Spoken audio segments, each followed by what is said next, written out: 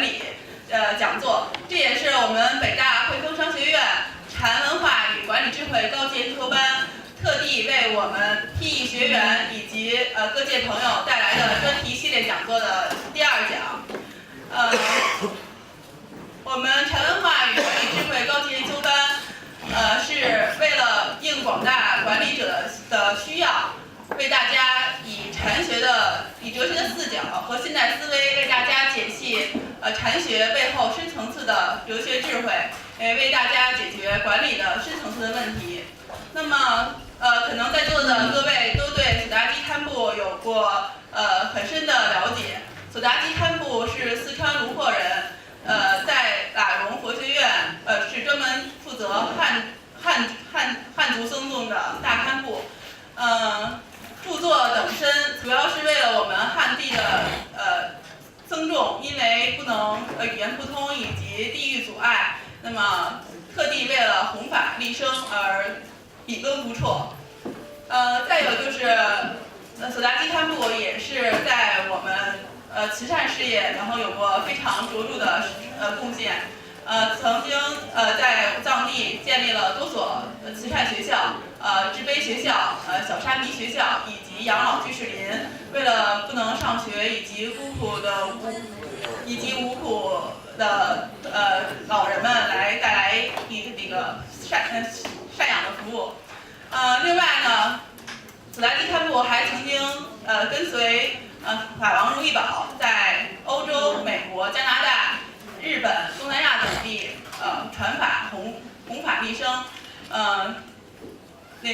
弟子广众。另外就是近年来还曾经应邀在香港理工大学、香港中文大学、复旦大学等高校与知识界的同仁们共同研讨这个科技领域以及佛教知识方面，能够共同探讨佛学的真谛。下面我们就有请北京大学汇丰商学院常务副院长苏雷老师代表我们全体师生为索达基堪布献上哈达，表示我们最真挚的谢意和最诚恳的敬意。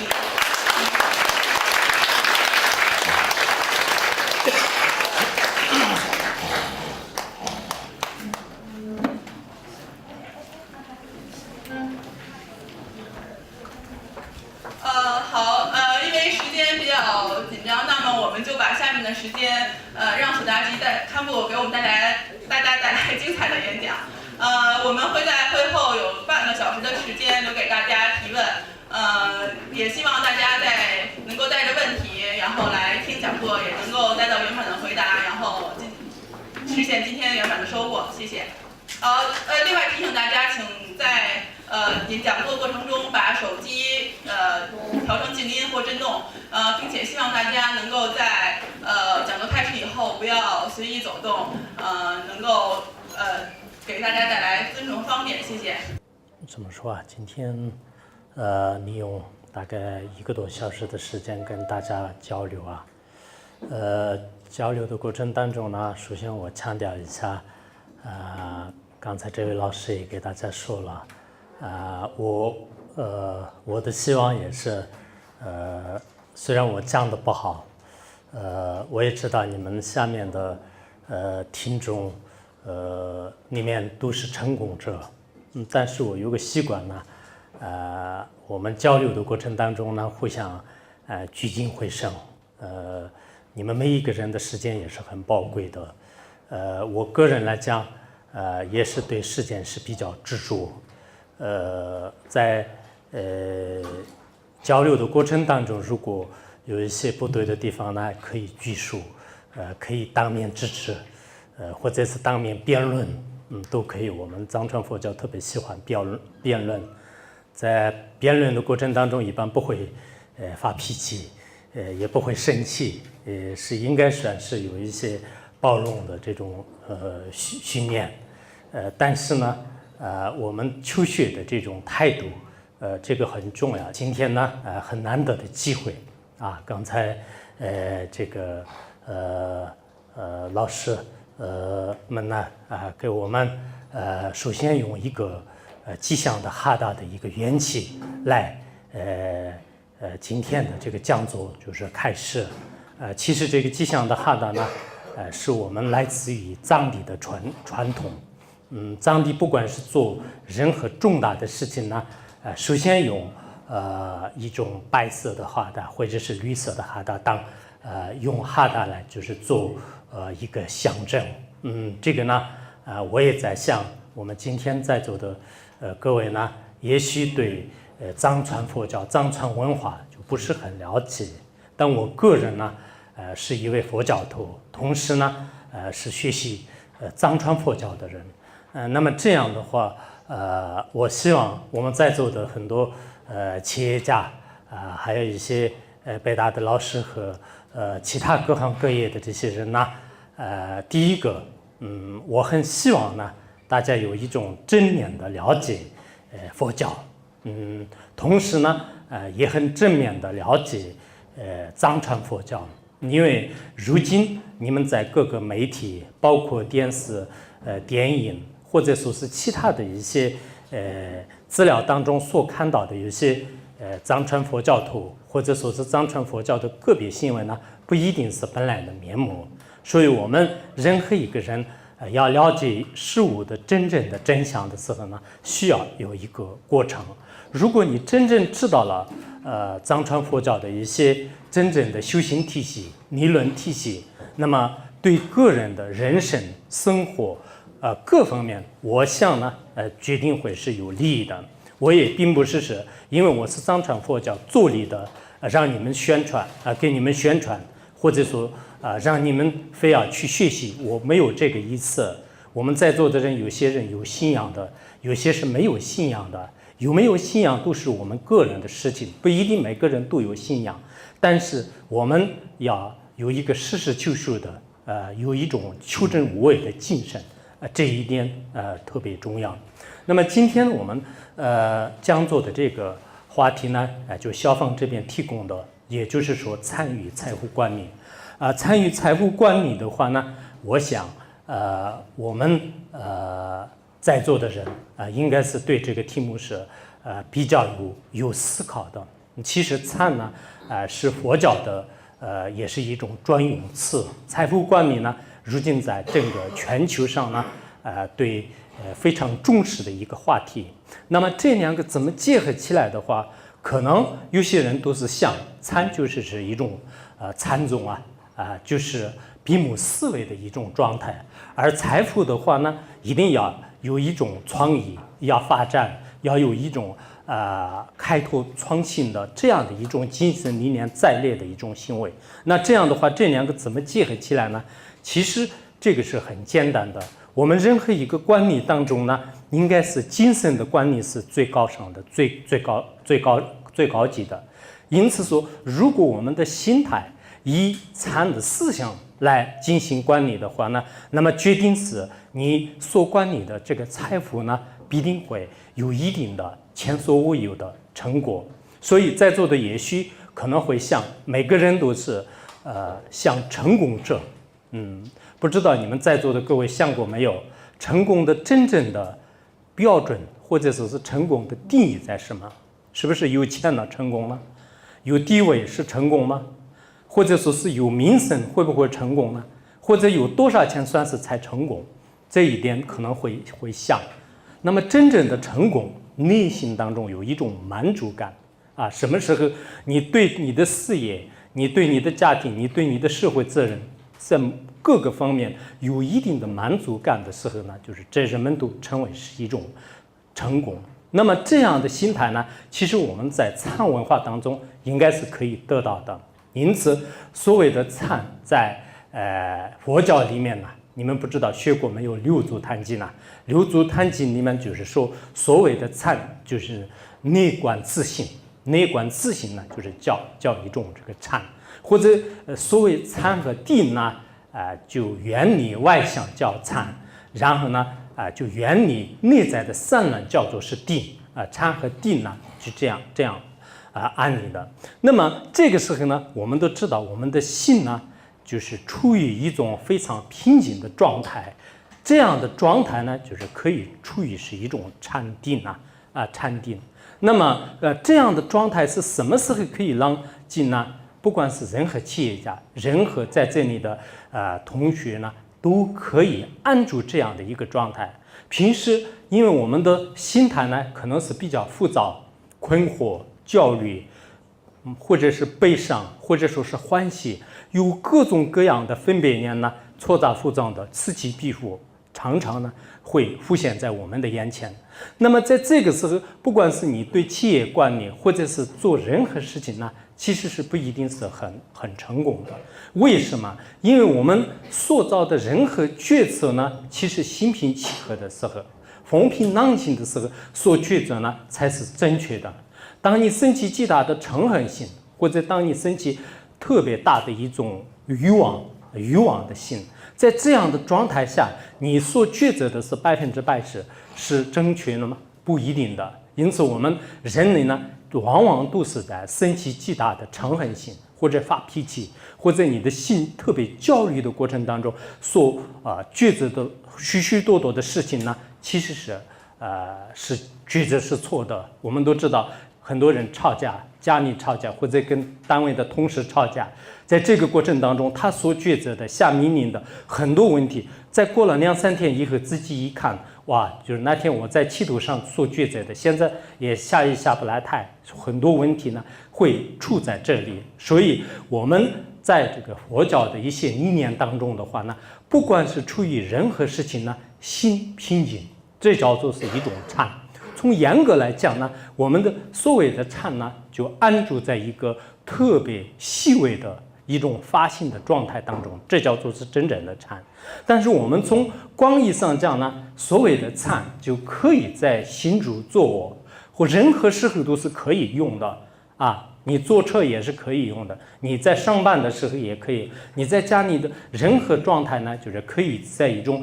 禅的状态当中，就是可以进行。所以呢，我们通过修禅呢，就是对自己的很多的身心调整方面呢，非常大的作用啊。尤其现在这个西方国家呢，就是在这方面就是特别的重视。很多人呢发现，就是通过这个修禅，然后调整了自己的这个心态，调整自己的心态以后呢，做任何一件事情呢，就轻而易举，没有任何的困难。正因为是这样呢，你们都应该知道就企业家里面就是也是非常成功的，像那个乔布斯啊，他早期的时候呢，就是我们苹果手机的这个创始人，很多人的是有时候就特别喜欢他。那么为什么他是早期的时候到印度去参学？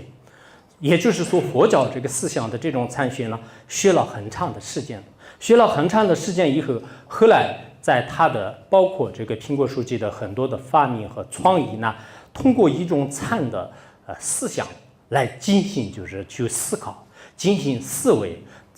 最后到了最精确、最细致的一种状态的时候呢，他发明了许许多多的一些前所未有的就这样的这个领域。所以呢，他自己在相关的专辑当中也是写过，他说我抉择一个重大的问题的时候呢，先坐禅一会儿就先坐禅一会儿。所以我也建议呢，我们在这里很多人呢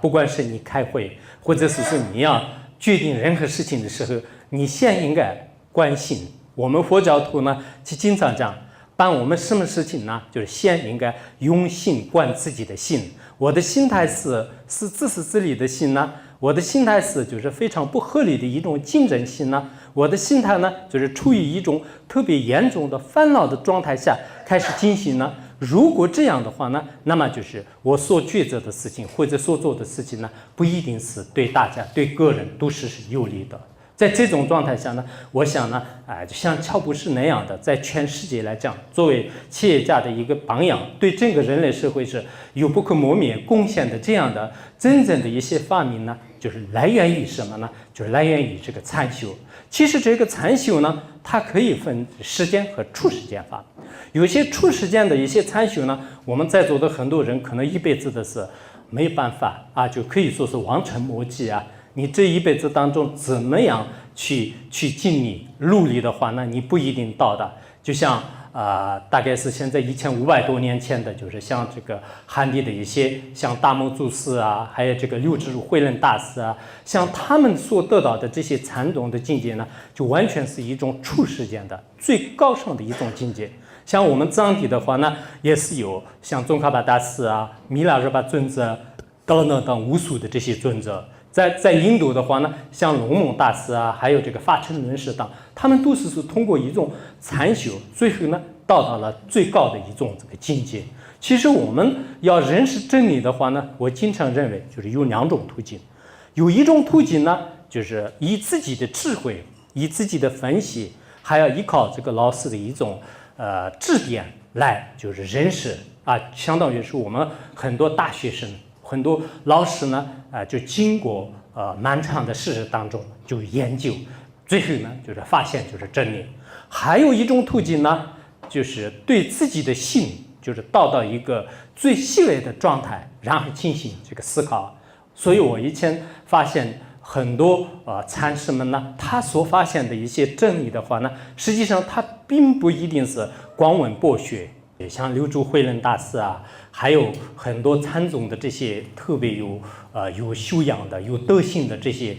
成就者呢，他们都并没有就是系统的学习研究，但是呢，确实是到了一种世间万物当中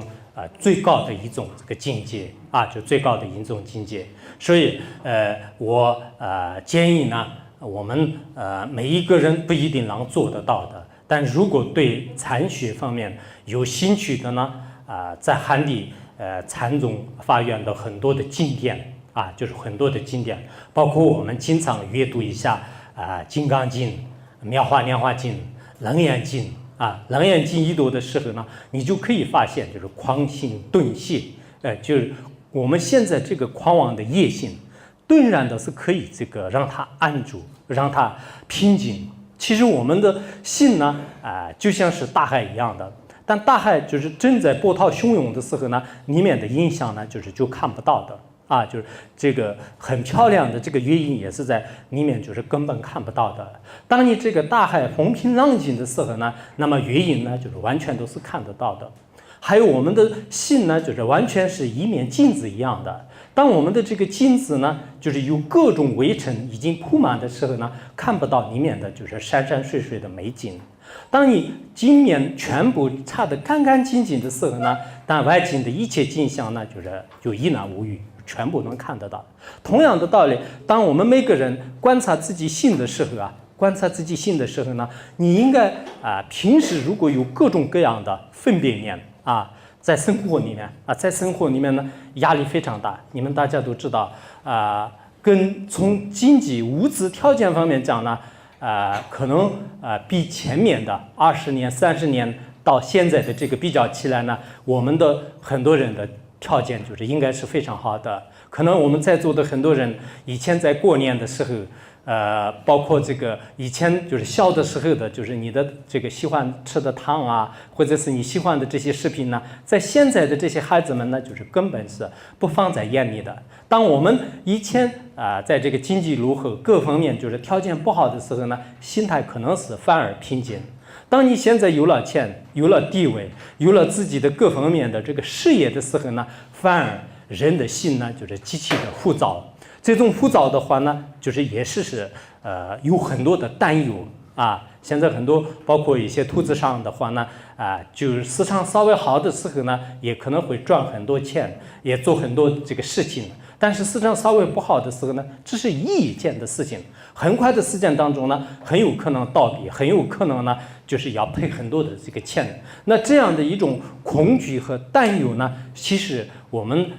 每一个人呢，就是很难以就是制止的。那这个时候呢，一方面我们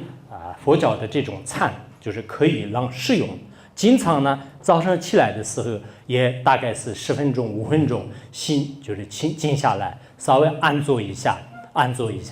晚上睡觉之前的话呢，也是心就是稍微安住一下。那这样的话，首先是对你的心态有非常大的这个作用。不知道你们看过没有？就是日本有一个非常著名的心理学家，应该这个京都大学的就是叫做是这个佐藤新之教授。佐藤新之教授他写了一本叫做是禅的就是禅的这个体验吧，就是禅的体验，禅的效验。那么这里面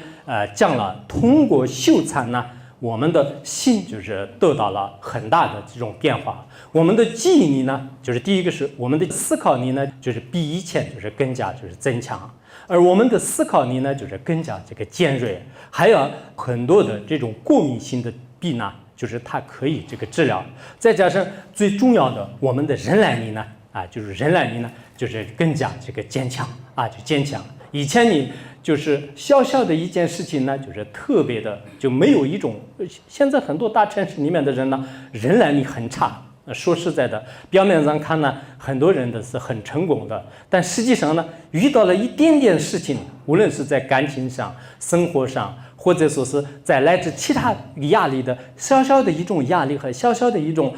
这个哪怕是别人的一句话，或者说是一次的这种这个事业的不成功，或者说是一个领导的批评，这么一个小小的事情呢，半天都是想不开，然后呢就开始以牙还牙。马上呢，就是做很多不英明的抉择，最后呢，就是对自己也是带来就是许许多多的一些麻烦。这样的现象呢，如今在这个社会当中是比比皆是，就可以这么说。那这样的这种忍耐力也好，或者是记忆力也好，在我们市场当中呢，就不可缺少的，一定要有坚强。人如果没有一个坚强的心的话呢，那你的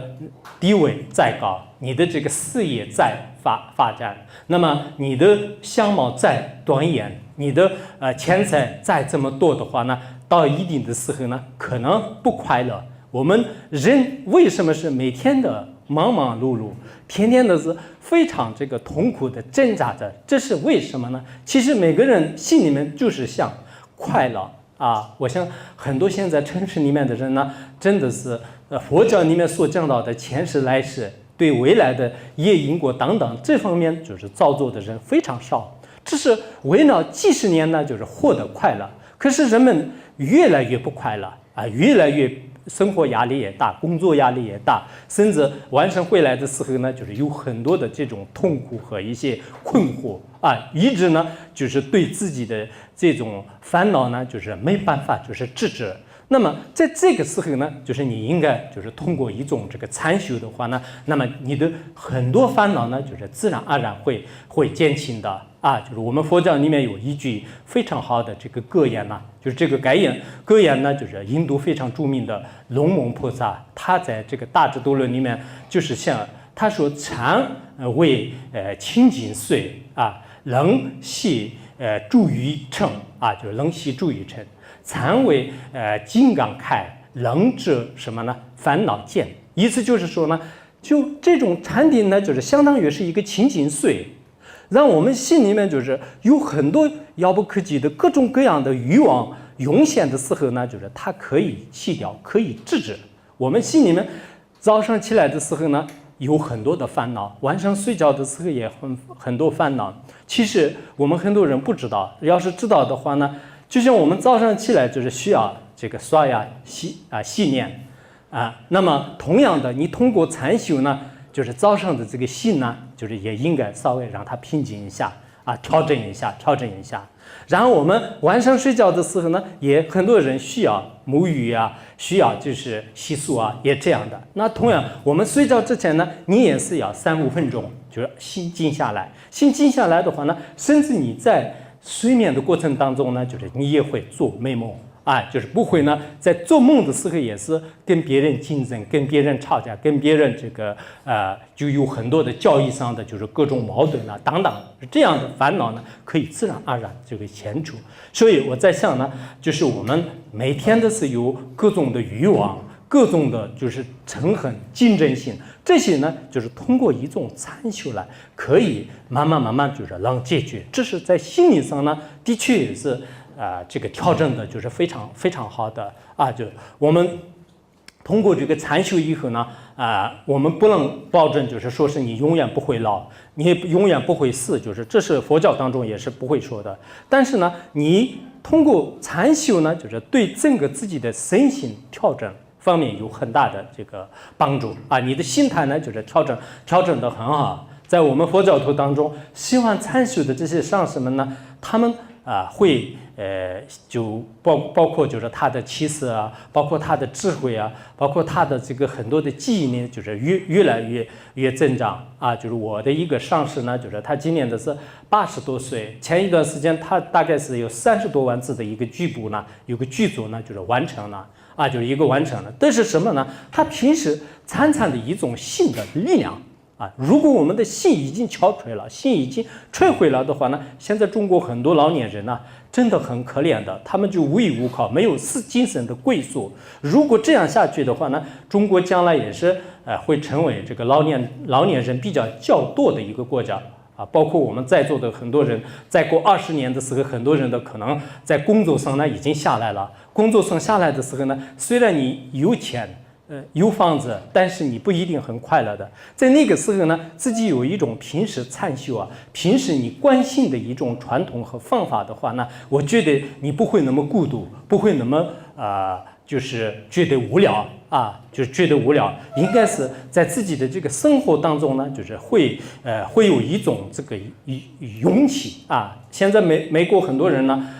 过了60岁以后呢，就很多人得这个老年痴呆症。就老年痴呆症，为什么呢？因为我们的这个老年呢，基本上都是没有用啊，就过了到一定的时候呢，就是自己就开始这样做着，那这样的话呢，就是会出问题的。所以说，我们希望呢，就是通过参修呢，就是应该自己的记忆力、自己的智慧呢，就是越来越增长。那这样以后呢，对个人来讲，从心态上就是调整的非常圆满啊，就是调整的非常圆满。再说说我们的身体的话呢，确实也是通过参修，就是对自己的身体就是非常有帮助的。以前也是这个日本呢，就是有一个叫做是这个张国川茂就张国川茂三郎先生，他是一个医学博士他写了一本书叫做是这个心意参学。这个心意参学里面呢，就讲到了心意参学里面讲到了，通过修这样的这个产品呢，对自己的身上的各种各样的一些怪病呢，包括一些高血压啊，还有这个胆结石啊、肺病呢、胃病呢等等，就是总共12种病呢，就是可以治治所以现在很多医学家呢，就是非常的推崇，就是要求大家好好的这个参，因为我们现在这个生态呢，就是其实是跟这个自己的性有关系。很多科学家和医学家呢，在研究的过程当中发现呢，有些人如果性特别的糟糕，比如说我今天在医院里面去看病，别人说是你本来不是癌症，但是别人如果查错了，就是说是癌症的一种指标的话呢，那你当场可能发疯了，当场马上就是会死了，有这样的现象。所以我们的生病呢，就是跟心态就是有非常大的关系。如果我们企业家和我们很多人就经常就是对自己的心呢就安住就是心呢就进行调节，那这样的时候呢，就是可能对你的整个这个身体就是非常非常有帮助。所以在我们藏地的话呢，就是有非常多的70、80岁的、90岁的、100多岁的人那么这些人呢，就是身体非常健康。其实在藏地从气候方面也好，从资源的条件上面呢讲，比城市呢就是应该说是差很多的。但是从心态上呢，也许你们也可能看到过就是从这个电视或者有些画面上面的话，从小都是他们的这种心态是很淳朴、很亲近，并没有就是像大城市里面一样，就是很多的这种烦恼这种没有烦恼的来源是什么呢？第一个是他们可能是对借助的各种各样的垃圾文化呢就比较少。第二个原因的话呢，就是他从小都是有一种养成一种佛教的文化的这种习惯。这种习惯里面呢，一个是参修，一个是念咒语我们经常呢就是很多人都是念什么观音心咒念阿弥陀佛就这样的一种咒语。那这样的咒语呢，就是他平时对自己的养生这个养息呢，就是有非常非常大的这个作用有非常大的作用。所以我在这个在不同的场合当中呢，也是希望大家应该正面的了解，其实我们的佛教的一些思想的话呢，的确也是非常的深奥就在座的很多人可能也许就是没有研究过，也许呢就是在这方面研究，你如果越研究越就觉得是这是就不可思议。的确也是我们人类，如果你没有研究的话呢，你的学位再高，你的地位再怎么了不起，实际上我们还没有动到很多的就人类自身的一些秘密，而且这些秘密呢，如果你没有动到的话，对你个人的将来，对你精神来世呢，还是有一定的损失有一定的损失。所以我在想呢，我们这个很多人呢，其实是这个所有的藏文化呢，就是在使用，在整个人类的历史上呢，有无数的一些伟大的什么科学家、宗教学家，还有这个理论学家、文学家，包括一些教育学家，他们呢，表面上看呢，就是他利用各自的智慧来判断、研究、发明，但实际上呢，多多少少都有一些藏的文化在里面。我是这样想的，为什么呢？比如说一个科学家，他要发明任何的一种这个学说的时候呢，其实他的智慧呢，应该是用到一个最细微的这个状态，在这个时候呢，就是才可以这个发现的。那这样的时候呢，这是我们佛教里面呢，就是讲的是所谓在梵语里面就是讲这个静虑，就是什么叫做禅呢？禅就是一种波动的这种心情呢，就是让它到了一种平静的状态。当他平静的状态的时候呢，其实能见到很多这个事物的真相。不信的话呢，你们也晚上就下来的是开始做一做你平时呢就是每天的是生活里面忙忙碌碌的，但是实际上你从来没有管过自己的心到底是什么样的。人在这个世界上活着的话呢，是为了真的是一个成家立业吗？为了真的是一个赚钱而活着吗？除了这个以外，真的是没有任何的利益吗？有时候我们要反思很多的问题，才可以发现就是许多的真理就我们现在在这样的一个大气候的团体当中的话，就像是像蚂蚁窝一样的，每个人都是争前恐后都开始寻找寻找的是什么呢？寻找的就是可能地位，所谓的这个成功，所谓的这个钱财等等等等，每个人都有不同的目标，但是真的是他得到以后呢，还是什么样的，可能还要去寻找。所以这没有我们的这个心理的这种满足过之前的话呢，那么一直每一个人都是在做。有时候的话呢，我们寻找的过程当中呢，很多人都已经倒下去了我们什么时候倒下去的？你们在座的人可能谁都不知道因为我们很多人的是一种这个精神的压力或者说是以各种这个困惑下呢，甚至我们会做一些特别就是不明的这个选择，就是甚至自杀也有可能。因为现在中国在世界上来讲呢，就是自杀是最严重的就是国家之一就每1分钟当中，就是我原来看过一个现在中国每一年的话呢，就是这个自杀是有25万人，然后就是自杀而这个围城的就是未遂的呢就是大概有250万人。250万，那么这样计算的话呢，基本上是2分钟的话呢，就是有一个人在自杀，还有就大概是8、9个人呢，就是自杀，但是没有成功的没有这个成功的。甚至你们这个北大的话呢，就是从我们表面上看来的是，那这是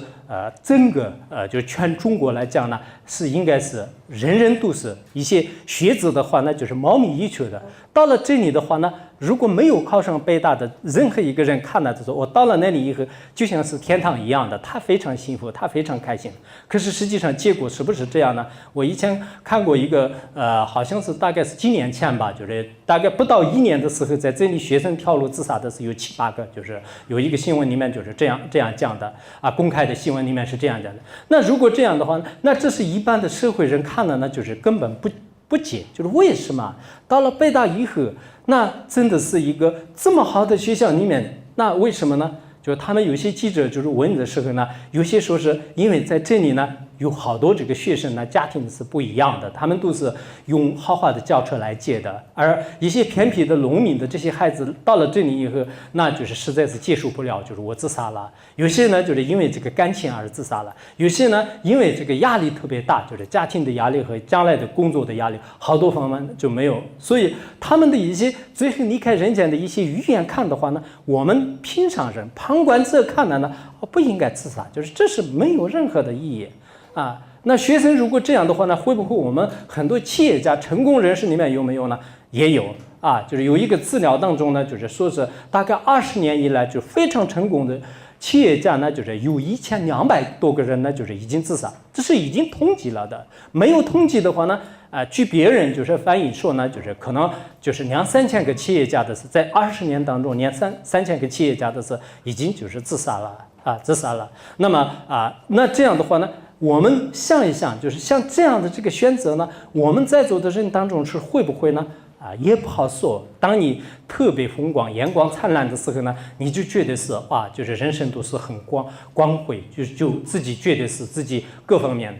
不过你们可能也没有想过，我们佛教里面就是讲的是无常就什么都是无常的。你的痛苦呢，就是也无常。今天你特别痛苦，就是你这个一切都是好像没有希望，但很有可能就是过一段时间呢，就是你会重新翻身，重新站起来的。也有可能我们在座的一个人在座的这些的话呢，现在就是不管你的实力也好，你的地位各方面都是非常好。但是万一这个政策变了，万一你的这个各方面的出现了一些问题在这个时候呢，一夜之间的话呢，你很有可能就是坐牢。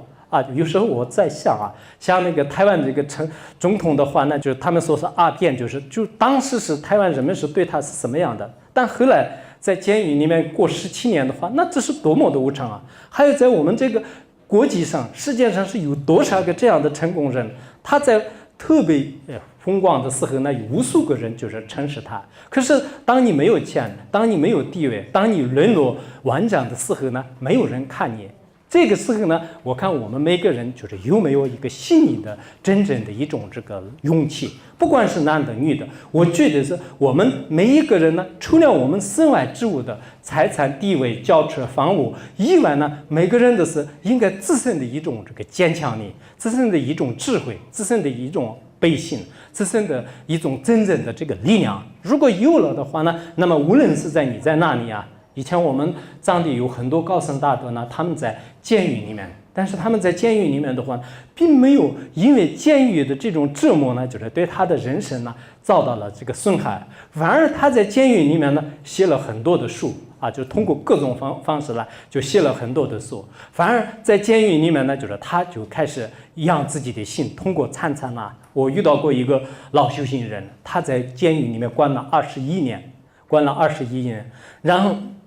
我是去年问到一个寺院的主持人，就是很了不起的。然后我问他你在监狱里面说什么，他觉得是关监狱的整个过程呢，对他来讲是非常好的一个经历，因为他在每次这个监狱里面呢，就是没有人就是交往他，就是他天天都是参禅。他这个时候的收获的话呢，他出来以后，无数个人就是开始供养他，就是敬奉他，但是呢，好像自己的道行呢，就是不入这个监狱里面。所以我们在座的人呢，就是应该要想到，有时候我们有钱呢，就是不一定是好事；有时候是你很幸福呢，也不一定是好事。其实幸福呢，也有它的好的一面，也有它的特别不好的一面。因为你现在是有钱了，你可能家庭呢就是不像以前那样就是和睦的。你有钱了的话呢，你对这个亲戚朋友的话呢，也可能不会放在眼里。你现在有了钱的话呢，你很多事情呢就是忽略到，没有像以前那样贴心细心没有以前那样就是你对很多人都是能关心得到的。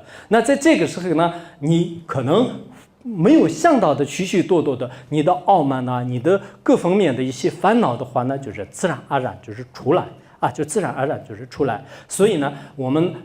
在佛教里面就是有这样的一个这是可能你们有些不学佛的人呢，就是不一定是认可佛陀和他的一个弟子呢，就是在路上过的时候，有一次看到了特别大的一块金子。这一块金子看到的时候呢，佛陀就是说这个这里有一块金子，那个弟子是个佛教里面所讲的阿罗汉，阿罗汉说是这个我不需要，就是不需要金子，这是像杜色一样的。然后佛陀也没有接受。这个时候有一个贫穷的农民在旁边，他觉得呢，这个人是有问题的，就是怎么这么好的金子的是像杜色一样的，你们不要我要，就是然后把这个金子拿走了。拿走了以后呢，因为他有了钱以后呢，对很多的亲朋好友就暂时已经来了以后呢，因为这个经济的纠缠的话呢，后来他就关在这个监狱里面。这个时候呢，他发现就是原来这个金子没有的话呢，我其实是人生是自由的，非常好的。但是因为有了它的话呢，当我的一辈子呢，就是一次而痛苦。所以这个时候呢，他对佛陀的这种这个教言呢，就是升起极大的信心，但是后悔莫及，就没办法了。所以我们人生呢，一定要就是小心翼翼。为什么呢？我们现在有了一个真正的这个钱财的时候呢，其实有时候呢，应该自己的去这个好好的这个管理的方法呢，我们佛教里面的禅思想来进行分析。其实你们也许可能想，佛教呢，就是它完全是排斥一些经济发展，或者说是看破红尘的，而我们企业呢，实际上是要就是讲这个创意，要创新，要发展，要竞争。那这样的话，这是这个水火不容啊，就是这两个是怎么会是融合一起？其实也不是这样的。佛教里面，如果你们真的去研究的话呢，那么就是佛教里面对这个经济观呢，经济学呢，就是讲得非常清楚。经济学、管理学，包括我们的现在的工程学等等，这些呢，佛陀在2500多年前就是已经讲的，就是非常这个清楚的讲得非常清楚的。包括对经济的一些，像你们很多人听说是这个投资者就是投资者。那么投资者呢，我想第一个呢，就是你们有时间就是要看看这个阿含经。阿含经里面对经济是怎么样这个，比如说我有100万，我今年100万的话呢，他们这个要求呢，就是要分成4份就分成4份。第一份呢，就是你应该就是做一些善事就是做慈善，对这个上者供养，对下者呢就是进行什么这个护贫做慈善等等，就是20%是这样的。然后20%呢，就是你把它应该存下来。就不要动了，就是让它保存，就万一出现一些像美国一样的经济危机出现一些这个时候呢，你就连一点这个存款都没有的话，那不行。20%是你要这个存下来，然后20%呢，你进行投资，进行做生意20%，还有20%呢，就是做自己的这个生活用做生活用。我经常想就这种方法呢，就是现在很多老板、很多成功的人都是并没有了解。他自己的是本来没有，就是然后到处都去借，最后的话呢，我看到那天有一个新闻里面说是有一个老板呢就是因为借了银行里面的钱，就是实在是没办法还，然后呢，最后从这个很高的路上面就是摔下来，就是最后看了以后呢，他一部分就是钱就实在是没办法还，但最后选择自杀是非常不英明的。同时呢，刚开始的他这样没有一个规划。就是你随便这样这个投资，到最后呢，就是自己可能一无所有了，这是很危险的。但是很多人现在不知道，认为呢，就是可能是这种看好的地方，不会看坏的地方，他不会有一个最坏的打算。其实我们佛教徒的话呢，应该有一种这个很多方面的这个，比如我这次如果要做这件事情的话呢，成功是怎么样？不成功的话呢，最坏的一个打算，希望是最好的，但是呢，也有最坏的一些应急措施。如果你没有这样的盲目的去投资，盲目的去赚钱，到最后的时候呢，很困难的。所以在这个从投资这方面的话呢，我以前看过这个在全世界应该是最大的，就是在那个美国华尔街那边呢就是高盛集团就是应该是在全世界来讲很大的一个这个投资方面集团。那么这里呢，就是乔治先生的话呢，他经过30多年，现在已经接近40年了，在30多年以来一直是禅修。他在抉择投资任何事情的时候呢，他先通过禅修就是一段时间以后，然后再进行就是抉择进行抉择。包括他自己有私人飞机他私人飞机，他在这个乘起以后呢，一直到飞机降落之前的话呢，在飞机里面就是一直这个禅修就禅修。然后呢，完了以后，他就要求他的所有的这些员工就是经常呢调整自己的心态。一定要就是禅修，有禅修以后呢，就是才有这个上班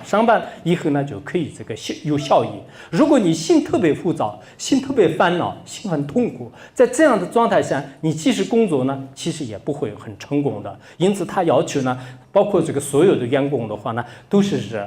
在各个中心、各个办公室里面，他就安排很多的这个禅修中心其实美国和英国呢，就是有许多的这样的企业家，就成功者呢，他的这个单位里面呢，就是设置很多的这个禅修中心。可能我们这边的话呢，很多人一说说这个做禅的话呢，有些人都给我讲过说是怎么企业怎么参修呢？就是参修不是闭关的嘛？那这个企业参修的话呢，那么怎么赚钱呢？就是其实这不是让你每天的是不上班专修啊。你在早上的时候，你在晚上的时候，或者刚开始的时候呢，就像自己企业呢有一个自己的核心文化，有一个核心文化的话呢，其实我们很多现在的这个员工呢，就是通过这个钱来引诱他们的话，有时候呢不一定能满足到他。那么你如果是用感情呢，就是每天的是安慰他们，每天的是看他的生日啊，每天的是看他过得怎么样，就是领导每一次都是去的话，也许你的企业小一点，你就可以能做得到。但是你如果大了以后，这也没办法的。如果你们有一个有规划性的，真正是一个自己的企业文化，那么大家都是心态调整的话呢，那所有的这种团队精神呢，自然而然会上来的。所以我是对这个佛教徒呢，就是有一些管理的这个稍稍的这个经验。那么在这方面呢，就是了解的过程当中的话呢，就感觉到现在很多人呢，就是比较盲目。最重要的呢，除了钱以外，就其他精神上的这种互相精神的这种粮食，利他的这种精神呢，就是比较这个缺少。所以我想我们很多人看以后呢，就是什么样的这个方式来大家就是拥有一种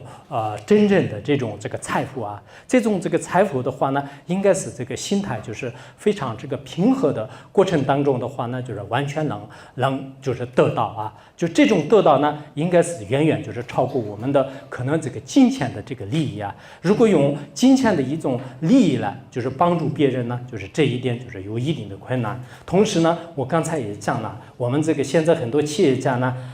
不仅仅是想着自己发财，应该是对这个社会，对我们的身边的还有很多的一些可怜的人啊。那么每个人都是想着自己发展，就是自己死的时候呢，可能你对社会一点没有意义，你自己一辈子的辛苦。佛教里面就无价共用，就是我们现在辛辛苦苦的赚的这些